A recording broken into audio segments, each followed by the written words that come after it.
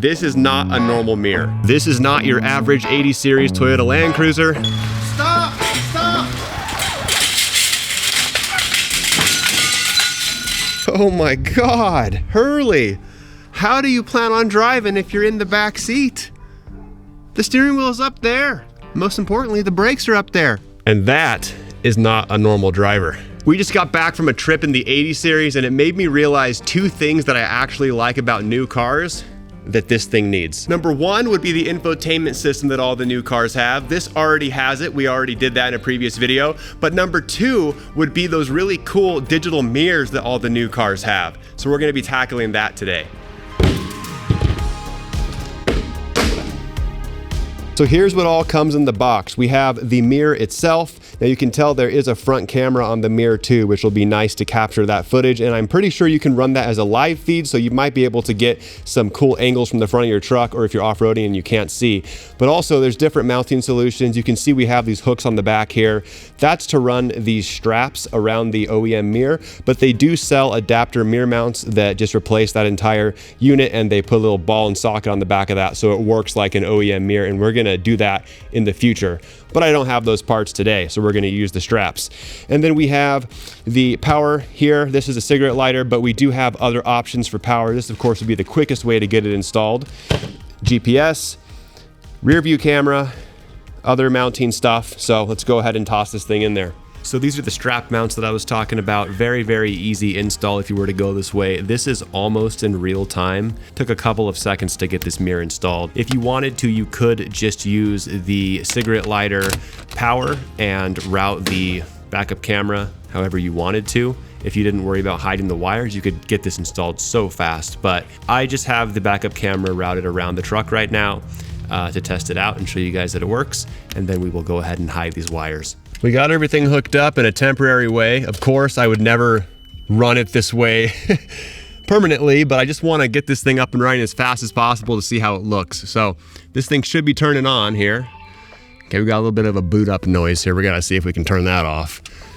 Well, the dash cam is working. As you can see, this is what is directly in front of the truck, and we see the same thing on the camera. It is recording at all times, which I assume gets overwritten each time you drive. And you can also swipe in between the different views. So there is a front cam, a split view, which is the front and the rear, and then the dedicated rear camera. One of the things I didn't think about prior to installing the rear camera is that it might be better to have it up higher since this is a rear view mirror, but it seems to be working fine where I have it in the license plate area, which you'll see later in the video. The cameras can be moved up and down as well, which is going to come in handy for different scenarios. Think backing up to a trailer, maybe some sort of off-road scenario, different parking scenario. It's going to work really well. And there are also a whole bunch of settings you can change to configure this mirror dash cam however you want. I turned off the click tone, I turned the brightness down, I disabled the sound recording, so whoever's listening to this in the future can't hear me singing while I'm driving, and I disabled the fatigue reminder. I'll probably keep changing things as I see fit, but overall, I think it's a pretty cool piece of tech. It's gonna be nice for the Land Cruiser, that's for sure. All right, so the camera works. Let's go ahead and install this thing the right way. I can already see how this is gonna be super useful for capturing cool off-road footage, for giving me reverse lines and everything, of course, to, you know, park better. It's not that hard to park with the mirrors, but it's nice to have the backup camera, right? And also we can run a bumper camera in the future on the front, which will really help us with off-roading as well. So let's go ahead and get this thing installed nice and clean.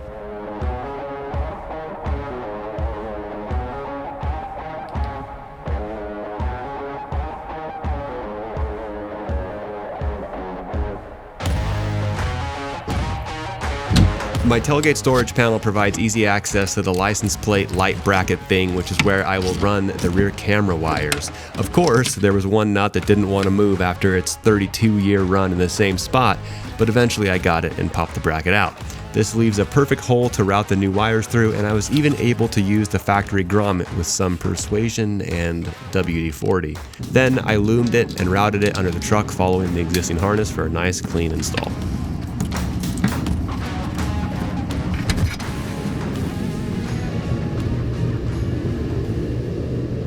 We are making some good progress on the reverse camera. Now, as you guys saw, I did route it into the tailgate here with that factory boot, and then it follows this harness that was already in here. I loomed it all up, and then that comes through the underside of the tailgate into that factory boot, which then goes under the body of the truck and back into the truck where the factory harness comes in for the taillights. So now we can get started on wiring up the reverse trigger wire. A very easy way to find this, which should work for all vehicles, is to put your truck or car into reverse and then unplug the plug that is giving it reverse.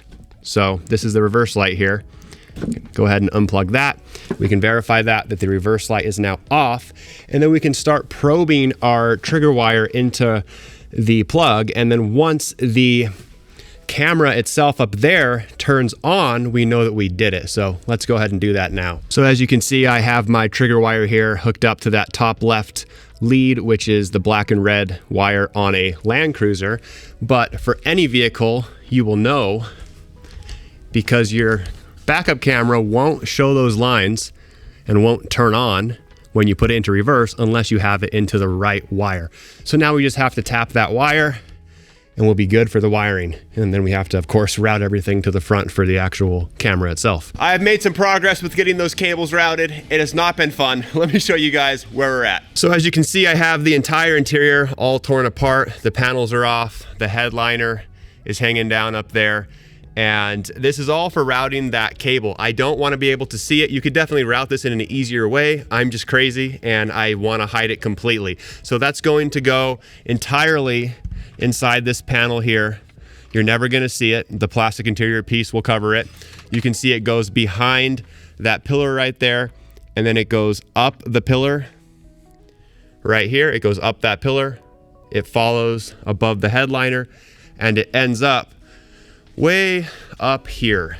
And what you can see is this is the wire right here, and this plugs into the mirror. It's all going to be tucked up, hidden under here. Now the plan for the front camera on the back side of the mirror here is to use my existing aux beam harness. So I ran this through the pillar in the past, which was a painful activity, I will tell you, and that powers this switch panel right here.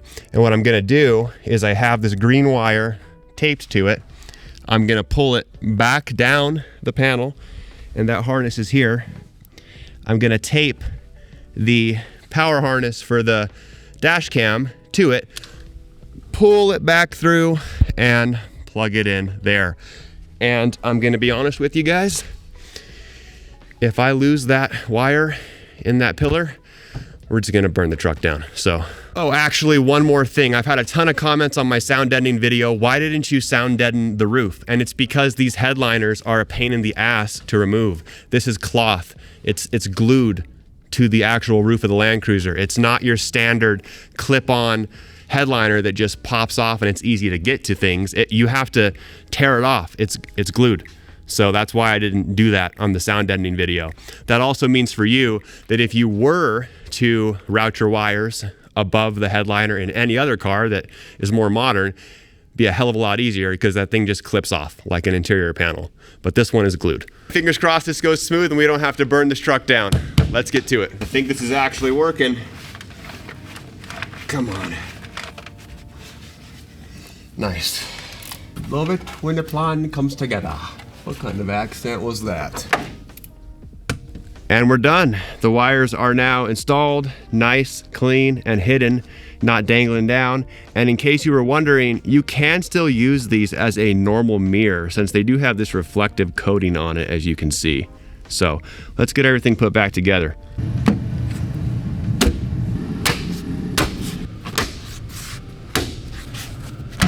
For wiring the Wolfbox, I decided I wanted a connector, so I crimped some terminal ends on the wires, installed them into a spare Toyota connector housing I had, plugged everything in, tied it up, and I was good to go. I'll probably change this in the future though, because I do plan on installing an auxiliary fuse panel, and that'll definitely be in an upcoming video.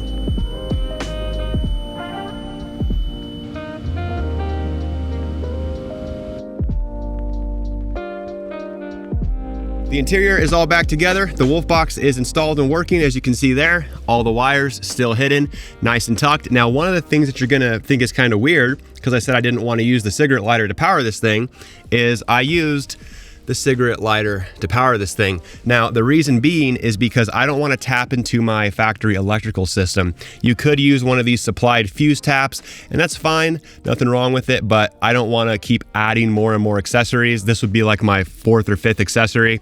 I don't want to keep adding things to the factory system. So what I plan to do in the future is get one of these Blue Sea fuse box panels that I'm going to magically put on the screen right here and toss it up in that corner and wire all my accessories into that. So this is just temporary, but it is still hidden, and it goes behind the glove box, up through the pillar, and then goes to the Wolfbox. Now, important to note, this is a 12-volt system here, but there is a 5-volt converter up in the hardwire kit of the Wolfbox. You cannot give 12 volts to this. This is a 5-volt system, and the USB, or not the USB, but the cigarette lighter that comes with it, that is a 5-volt system as well. So this is not what comes with it. I went and got this myself.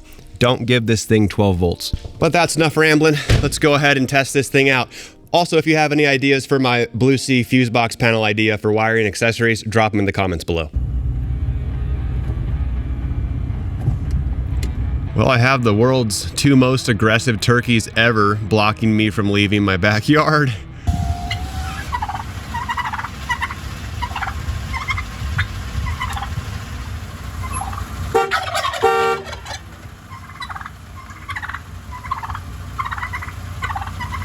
Well, the turkeys finally left me alone, and I was able to get out of my driveway, and I've been going through the SD card footage from the Wolfbox, and here is a front and rear camera shot at the exact same location going down a hill. I don't know about you guys, but I do think that the front camera quality looks a little bit better than the rear, which would be good in case we ever had to prove who was at fault for an accident, or if you captured some crazy shot. A lot of the stuff's gonna happen out of the front view of the driver. It'll also be pretty good for getting driving videos. Well, I have to be honest, I thought this was gonna feel really weird having a digital mirror and not having a real mirror there, but I got used to it almost immediately, and now we're gonna go ahead and review the footage and test it at night. For night driving, the front camera looks really good, especially in well-lit city streets. You can just see everything, even on a rainy night. And I did confirm the front camera is better. That's why it looks better. Again, more than enough quality if you ever needed this footage for whatever reason. Now, the rear camera is, of course, much more important since it's also our rear view mirror. And you can see here that I can clearly see behind me. Regardless of the mirror being digital or not, of course, you cannot see as much at night, so any added visibility is a huge bonus, and we definitely have added visibility here. This footage is basically exactly what my eyes saw in the mirror while driving. However, to be transparent, I did notice in some situations with a lot more traffic that also brings more headlights, it seemed to cause this weird lens flare issue. This could be due to the angle that I have the camera mounted or where it's mounted. I'll have to play around with it and see if I can get it fixed. And I'll also reach out to Wolfbox and see if they have anything to say. I'll put that on the screen here if they reply. All right, we are back out at night again. I did talk to Wolfbox and they had some ideas, but ultimately I figured it out. It was just my camera angle. It was pointed up too high, I think. I pointed it a little bit further downward so that I see more of the street and less of the sky, and it seems to have fixed that weird light refraction or lens flare issue that I was seeing. So as you guys can tell, now when the cars are behind me, we don't have any weird issue with those headlights. So yeah, that's it. Thing is working really well. All the visibility. And that's gonna be it for the Wolfbox install, guys. I just pulled out to the gym. I'll catch you guys in the next one. Later.